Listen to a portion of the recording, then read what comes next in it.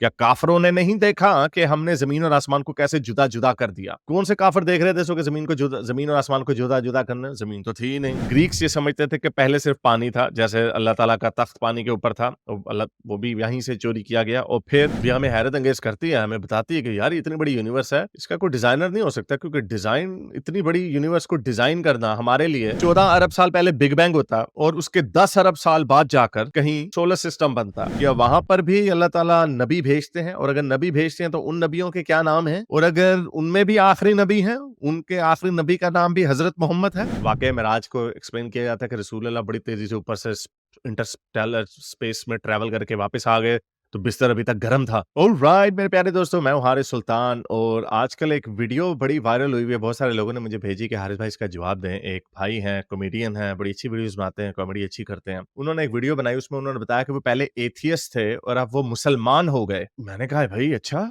देखें जरा इनको कौन सी ऐसी गिदड़ सिंगी मिल गई जो हमें अभी तक समझ नहीं आ रही। तो मैंने कहा चलें जरा वीडियो देखते हैं और फिर उसके ऊपर आपको रिव्यू देते हैं कि क्या बातें वो कर रहे हैं, कितनी सच्चाई है उसके अंदर, या कितनी लाइल्मी है उसके अंदर।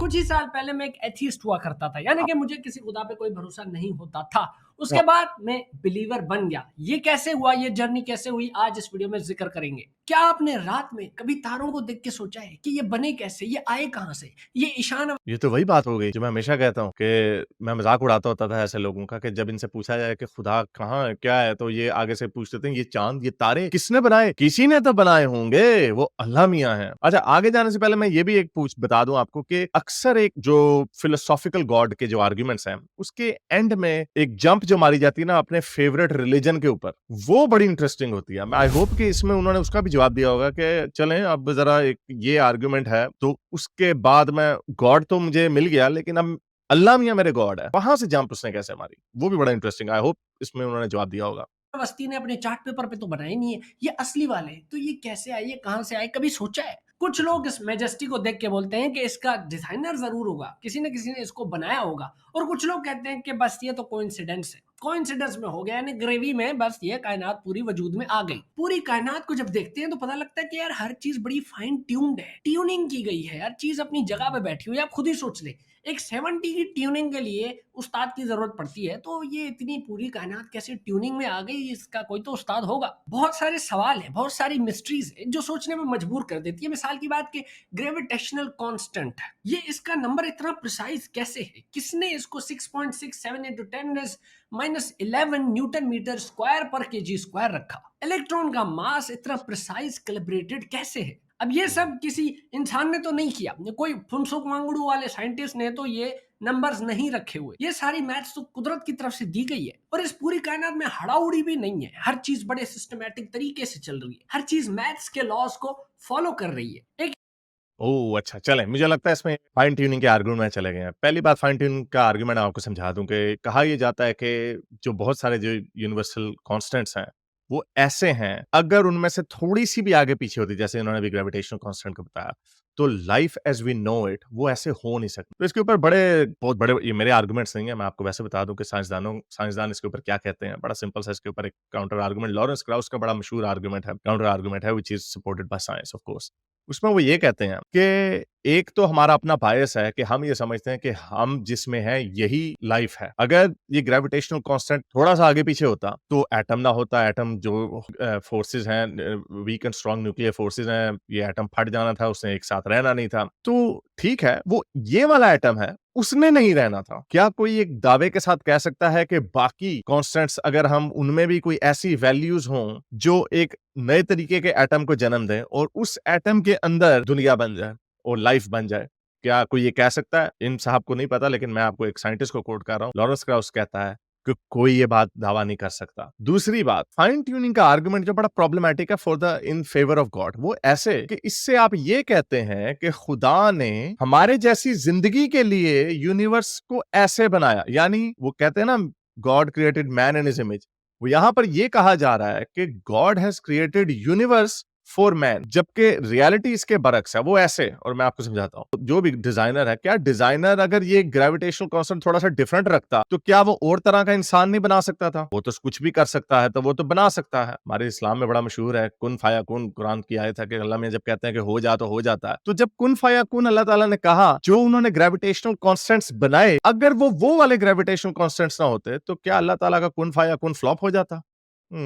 इससे ये पता चलता है लाइफ जो है इवॉल्व हुई है, या लाइफ जो अपीयर हुई है, वो उसने अपने आप को यूनिवर्स के सांचे में ढाला है। इस यूनिवर्स के अंदर इस तरह की ही लाइफ क्रिएट हो सकती थी, और किसी तरह की लाइफ क्रिएट नहीं हो सकती। इस यूनिवर्स के अंदर इसी तरह के एटम्स बन सकते थे, और तरह के एटम्स नहीं बन सकते थे, या इस तरह के एटम्स जो हैं वो इस यूनिवर्स में अगर इसके कॉन्स्टेंट्स और होते तो वो ना बन सकते। अगर कॉन्स्टेंट्स और होते तो और तरह के एटम भी बन सकते थे। अगेन, ये मैं अपने दिमाग की इख्तिरा नहीं बता रहा, ये मैं आपको साइंसदानों की बात कर रहा हूँ। लॉरेंस क्राउस ने यूनिवर्स फ्रॉम नथिंग के अंदर इसको एक्सप्लेन किया। एक वो बड़ा मजे का आर्गुमेंट है कि यूनिवर्स, ये जो इन्होंने सिमेट्री कहा कि हर चीज बड़ी सिमेट्री में है, हर चीज बड़ी परफेक्ट तरीके से नजर आती है। पहली बात यह कि यूनिवर्स में कोई चीजें परफेक्ट नहीं है। बहुत सारे स्टार्स कोलैप्स होते हैं, बहुत सारी प्लैनेट्स, जो मेजॉरिटी ऑफ प्लैनेट्स हैं उसके ऊपर लाइफ एग्जिस्ट नहीं कर सकती। तो अगर अल्लाह मियां ने यूनिवर्स को हमारे लिए बनाया, तो इतनी बड़ी यूनिवर्स बनाने का क्या फायदा था जिसका हमें कोई फायदा ही नहीं है। लिटरली कोई फायदा नहीं। ये ऐसे है कि आपने करोड़ों एकड़ के ऊपर घर बना लिया, और आपको पता है कि आपने उसमें से किसी इतने सारे जो 99.9999999% जो है, आपने उसको यूज ही नहीं करना, तो आप उसको क्यों बनाएंगे? तो इतनी बड़ी यूनिवर्स को बनाने की क्या मकसद है? इससे, इस आर्गुमेंट से हम डिड्यूस ये करते हैं कि यूनिवर्स बनी है, यूनिवर्स ने बनना था, जो भी उसकी कंडीशंस थी उसमें वो बनी है, उसके अंदर लाइफ निकल आई। ये ऐसे है कि ये ऐसे है कि थोड़ों के लिए हम नहीं बने, हम हैं तो हमारी मुंह पे फोड़ा भी निकल आता है। लेकिन इसका मतलब ये नहीं कि फोड़ा बैठ के ये कहे कि ये जो इंसान बना वो मेरे लिए बना है, तो क्योंकि अगर ये इंसान ना होता तो मैं एज अ फोड़ा ना बन सकता। तो बड़ा सिंपलिस्टिक किस्म का आर्गुमेंट है फाइन ट्यूनिंग का। और जैसे मैंने आपको बताया कि जो इंप्लाई किया जाता है, वो ये इंप्लाई किया जाता है कि यूनिवर्स को हमारे लिए बनाया गया है, जबकि जो जो लॉजिकल डिडक्शन है वो ये बनती है कि हम यूनिवर्स के लिए बने। एक एस्ट्रोफिजिसिस्ट फ्रेड होल, जो होले होले सोचने के बाद कहते हैं कि यार ये जो प्रोबेबिलिटी है इस पूरे कायनात के होने की, जो चांसेस हैं वो बहुत कम है। और वो इस तरह से है कि जैसे समझ लो कबाड़ खाने में तूफान आ जाए और उस तूफान से सारा कचरा मिल मिला के गोल गोल घूम घूम के बोइंग 747 का जहाज बन जाए। बताओ। ये गलत बोल दिया इन्होंने। इन्होंने यूनिवर्स के बारे में नहीं ये कहा, उन्होंने लाइफ के बारे में ये कहा। फ्रेड होयल जो थे, वो पैंसपर्मिया के एडवोकेट थे। पैंसपर्मिया का मतलब ये था कि इस लाइफ में, इस जमीन पे जो लाइफ है, उसकी प्रोबेबिलिटी ऐसे होना बड़ा नामुमकिन है। एक प्लैनेट के ऊपर लाइफ का होना नामुमकिन है, क्योंकि प्रोबेबिलिटी नहीं आती। लेकिन जब हम बाकी प्लैनेट्स के रिसोर्सेज को भी इस्तेमाल कर लें, तो फिर जो प्रोबेबिलिटी है ड्रास्टिकली, एस्ट्रोनॉमिकली बढ़ जाती है। क्योंकि अगर इस पे नहीं लाइफ बन सकती तो किसी और पे बन जाएगी, उस पे नहीं बन सकती तो किसी और पे बन जाएगी।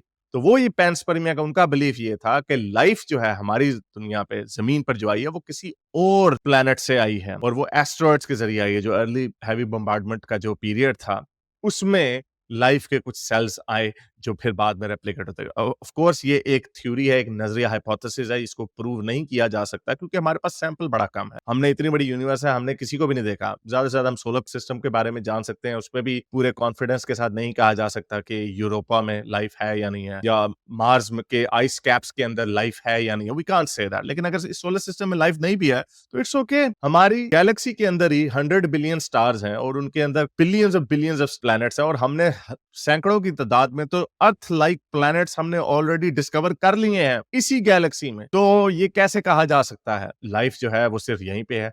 और एक और, इसको अगर हम मिनिचर, इसको, इस आर्गुमेंट को थोड़ा कंडेंस भी करें, तो वो ऐसे है कि खरबों प्लैनेट्स हैं, सिर्फ हमें ही लाइफ क्यों नजर आती है? वो इसलिए क्योंकि यहाँ पे जब नंबर इतना ज्यादा हो, ये ऐसे है कि अगर लॉटरी हो, करोड़ों लोगों ने लॉटरी की टिकटें खरीदी हैं, तो उनमें से किसी एक का तो निकलना ही निकलना ना। लेकिन जिसका निकल आया वो ये समझता, वाह, जरूर मेरी किस्मत में ये लिखा था, तभी मैं कोई स्पेशल हूं, इसलिए ये मेरी लॉटरी निकली। जबकि ऐसा नहीं है, ये सिर्फ प्रोबेबिलिटी की बात है कि करोड़ों लोगों ने टिकट खरीदी, उनमें से एक की तो निकलनी थी। उसी तरह खरबों और इससे कई गुना ज्यादा प्लैनेट्स हैं हमारी सिर्फ गैलेक्सी में, और फिर अगर आप उसको पूरी यूनिवर्स में डाल दें तो खरबों खरबों के तादाद में प्लैनेट्स हैं। तो उनमें कहीं ना कहीं तो लाइफ ने निकलना ही था, और जहां पे निकल आई वहां पे हम कहते हैं वाह जी वाह, वाह जी वाह। तो जैसा मैंने आपको बताया कि इतनी बड़ी यूनिवर्स का होना इस चीज की दलील देता है कि यूनिवर्स ने बनना था, वो बन गई, हो गई, जो भी जैसे भी बिग बैंग हुआ और वो आगे से आगे चलती गई। उसके अंदर कहीं ना कहीं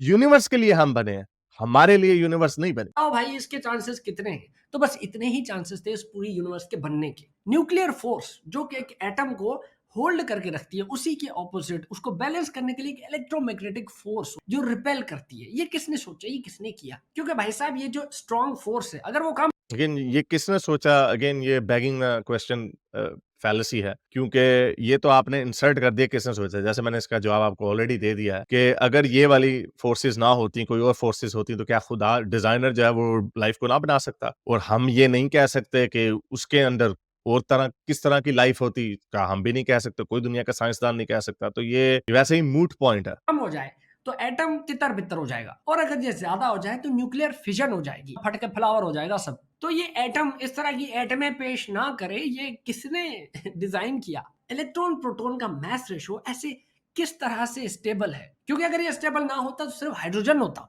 लेकिन हम देखते हैं और भी बहुत सारी चीजें, ऑक्सीजन है, नाइट्रोजन है, कार्बन है, क्लोरीन है, फ्लोरीन है, नसरीन है, परवीन है, मेजबीन है। हमारी धरती का टेम्परेचर बिल्कुल सूटेबल है कि उसमें पानी खड़ा रह सकता है। हालांकि आपको पता है मार्स पे एक जमाने में एटमॉस्फेयर एंथ्रोपिक प्रिंसिपल, क्योंकि जिस तरह की लाइफ हमारी है उसके लिए लिक्विड वाटर का होना जरूरी है, और चूंकि जमीन पर लिक्विड वाटर था इसलिए हम वहां पर हैं। इसीलिए साइंटिस्ट जब दूसरे अर्थ लाइक प्लैनेट्स को ढूंढते हैं तो वहां पे वो वाटर को तलाश करते हैं।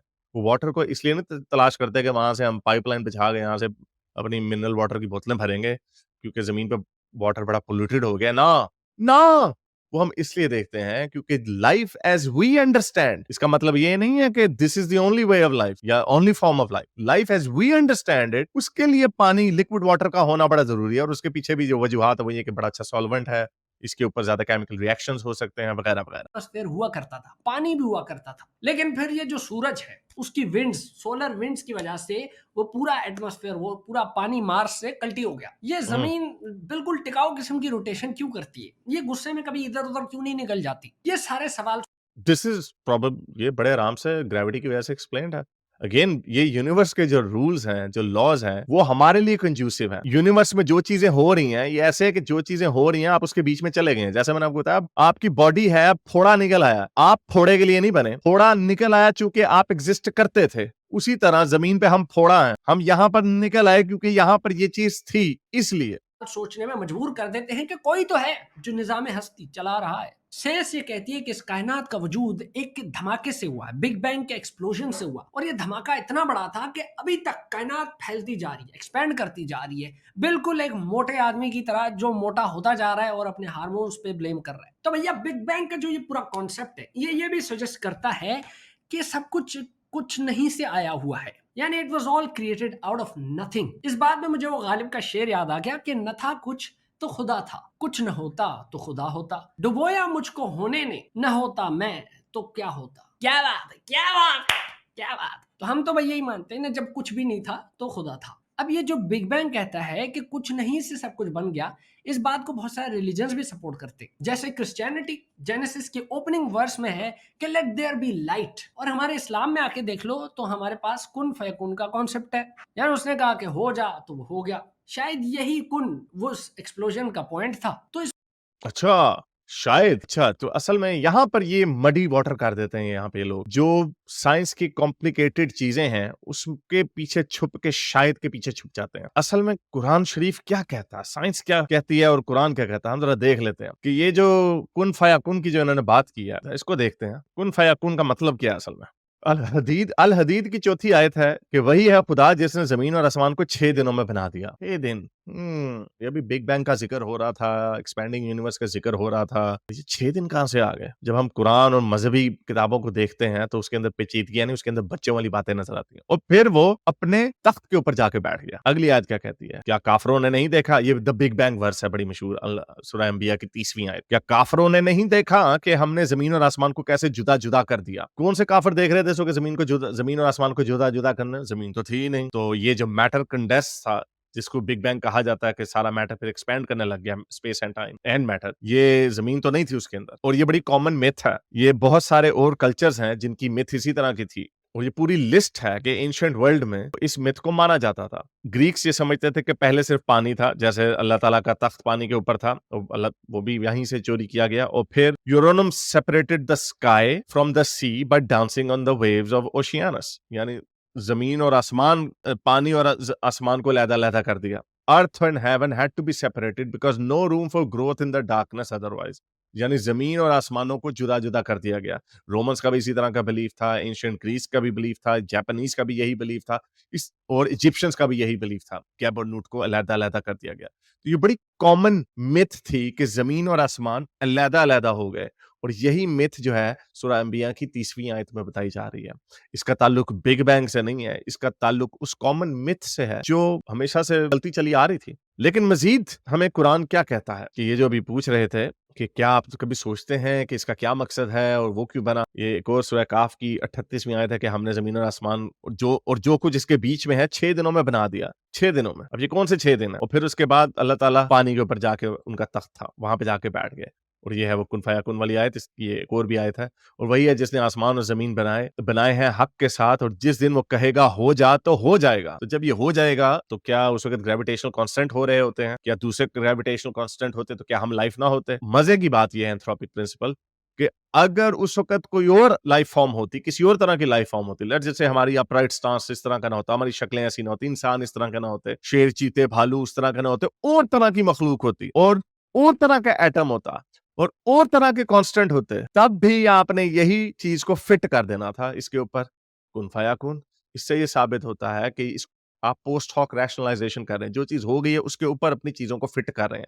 लेकिन मजे की बात यह है कि इससे भी ज्यादा इंटरेस्टिंग हो जाती है जो मजहबी बातें हैं, जो यहाँ पे मेरा नहीं ख्याल ये इसको डिस्कस करेंगे। ये है सही मुस्लिम की बड़ी मशहूर हदीस 2789, इसमें अल्लाह ताला बताता, अबू हुरैरा से रवायत है कि रसूल अल्लाह ने फरमाया कि अल्लाह ताला ने मट्टी को हफ्ते के दिन बनाया, फिर उन्होंने पहाड़ जो हैं वो संडे के दिन, इतवार के दिन बनाए, फिर उन्होंने दरख्त जो हैं मंडे के दिन बना दिए, और फिर उन्होंने created a thing intelligent labour on Tuesday and then created light on Wednesday and then he caused the animals to spread, फिर उसके बाद जानवर बना दिए थर्सडे वाले दिन, और फिर आखिरी वाले दिन फ्राइडे को असर के वक्त, असर की अजान भी कोई दे रहा होगा उस वक्त, हजरत आदम को बना दिया। And the last creation at the last hour of the hours of Friday between afternoon and Friday.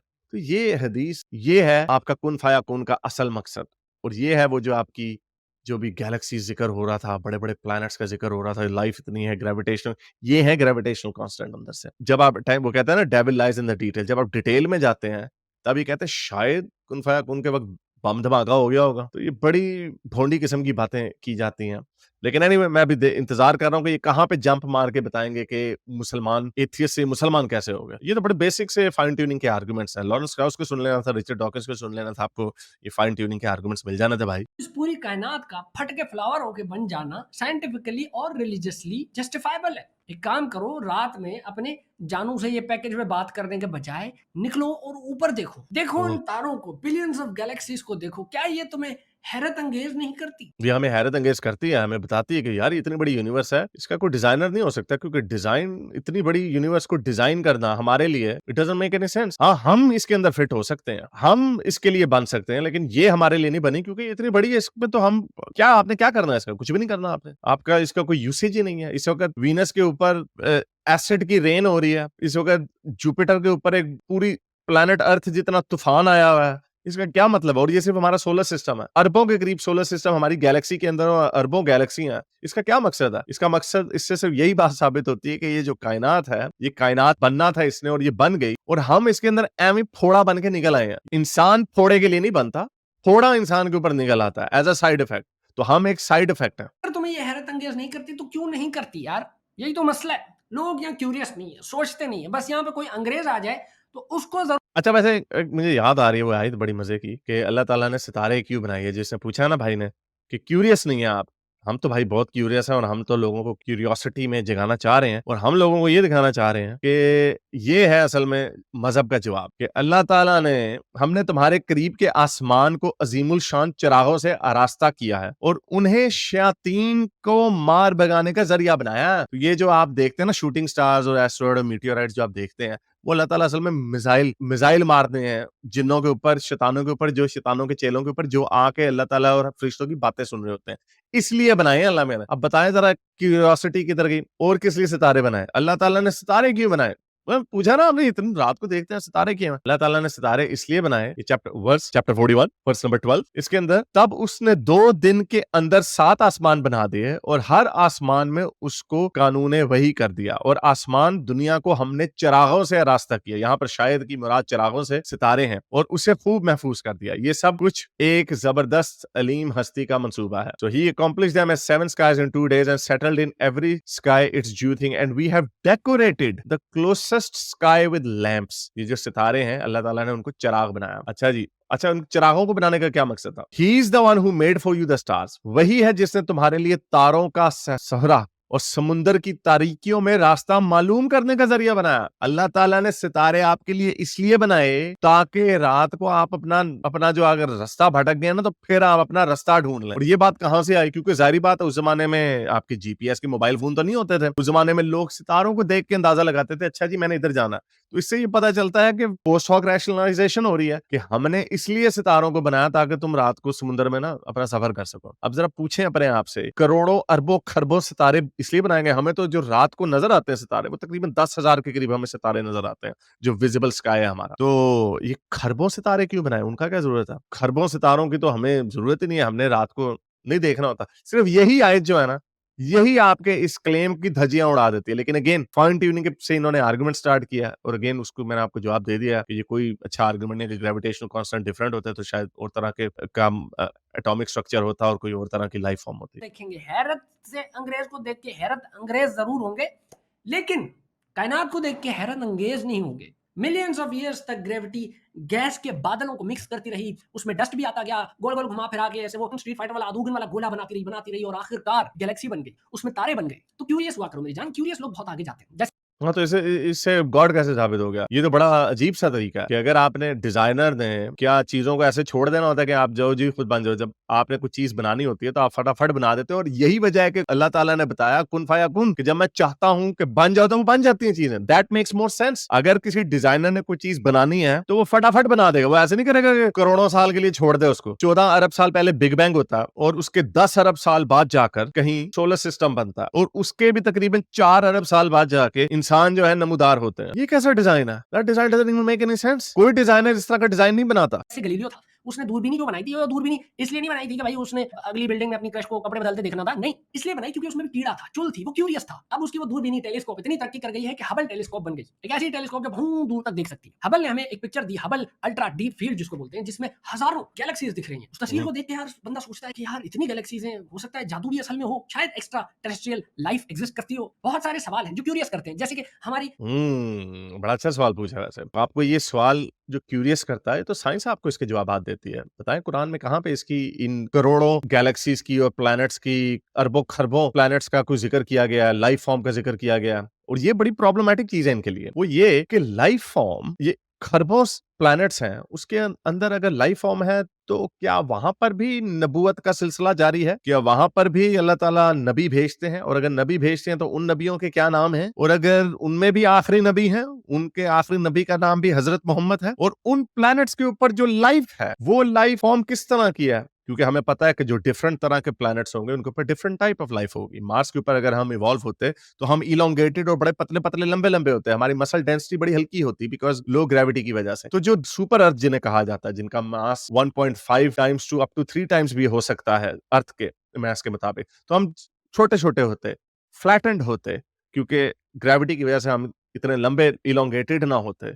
तो वो किस किस्म के होते? क्या उनके अंदर भी अल्लाह ताला ने होना था? क्या उनके अंदर भी हज़रत मोहम्मद ने होना था? क्या उधर भी ये हिंदा और अबू जहल वगैरह के चक्कर चलने थे? क्या वहाँ पर भी ये बहू के ऊपर आनी थी कि ए नबी इनसे अपनी बहू की बेटी से अपनी बहू से शादी कर लो वगैरह-वगैरह? ये सारी बातें होनी थी। इसका कहाँ पे आपके जवाब दिया गया? येस, आपको क्यूरियस होना चाहिए, लेकिन इस क्यूरियोसिटी का जवाब आपको मज़हब से नहीं मिलेगा। ये बड़ा लेज़ी आंसर है कि हाँ जी, अल्लाह मियाँ ने किया सब कुछ, बस। और अल्लाह मियाँ ने, वो भी इस्लाम वाले अल्लाह मियाँ ने, और मैं मुसलमान हो गया। ये जो आपने अभी तक इन्होंने कोई कन्विंसिंग आर्गुमेंट नहीं दिया, मुझे शक हो रहा है कि ये कभी एथियस्ट नहीं थे।